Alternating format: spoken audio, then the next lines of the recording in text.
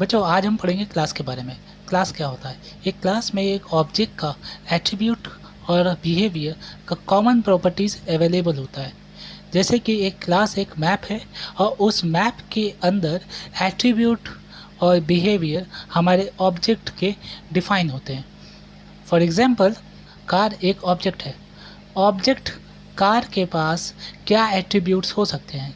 क्या उसका मॉडल होगा, कुछ उसकी मैन्युफैक्चरर होगा, उसका वेट होगा, उसका कलर होगा। ये 3-4 चीज़ें जो होंगी ये आपकी बेसिकली हर एक कार के अंदर होंगी ही होंगी। मैं नहीं कहता कि सिर्फ ये 4 चीज़ें होंगी, इससे ज़्यादा भी होती हैं। इसी तरीके से बिहेवियर में एक्सेलरेट कर सकती है, ब्रेक लगा सकती है, ड्राइव कर सकती है। ये 3 चीज़ें अगर 3 फंक्शंस आपको दिखते हैं तो वो एक कार का बिहेवियर को भी रिप्रेजेंट कर रहा है। अब यहाँ पे कार के एट्रीब्यूट और बिहेवियर दोनों ही हर एक कार के अंदर कॉमन होते हैं। अगर मान लीजिए मेरे पास एक ही क्लास जो कि कार है उसके 3 ऑब्जेक्ट है और वो भी डिफरेंट।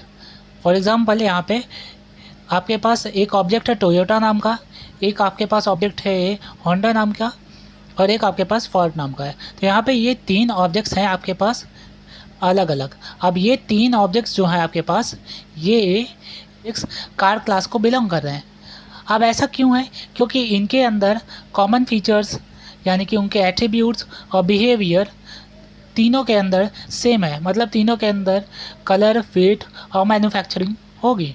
साथ ही साथ बिहेवियर भी तीनों का सेम ही होगा, यानी कि गाड़ियाँ तीनों एक्सेलरेट कर सकती हैं, ड्राइव भी कर सकती हैं और ब्रेक भी लग सकती है। तो यहाँ पे एट्रीब्यूट और बिहेवियर जब सभी ऑब्जेक्ट्स के अंदर कॉमन होता है तो उस कॉमन प्रॉपर्टी को एक पर्टिकुलर क्लास के अंदर डिफाइन किया जाता है और उस क्लास का नाम एज ऑब्जेक्ट के बेसिस पे ही किया जाता है।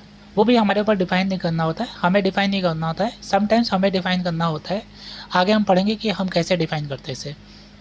लेकिन प्री डिफाइंड वे में कुछ चीज़ें वैसे के बन के आई हैं। हमारे पास फ्रूट क्लास होती है इसी तरीके से बाईसाइकिल क्लास होता है, स्मार्टफोन क्लास होता है। इस तरीके के बहुत सारे एग्जाम्पल्स हैं जो कि क्लासेस के फॉर्म में है। आपके आसपास में जितने भी ऑब्जेक्ट्स हैं ना, सभी एक क्लास है। बेसिकली सभी की एक क्लास है। आपके पास मोबाइल है तो उसका भी एक क्लास है। आपके पास ये पेन है तो इस पेन का भी एक क्लास है। ये पेन क्लास के अंदर आता है। अब इस पेन क्लास के अंदर आने के लिए क्या इसके एट्रीब्यूट्स होंगे, क्या इसके बिहेवियर होंगे, ये आप हमको बताइए कमेंट के अंदर। ठीक है, आज का यही आपका होमवर्क है।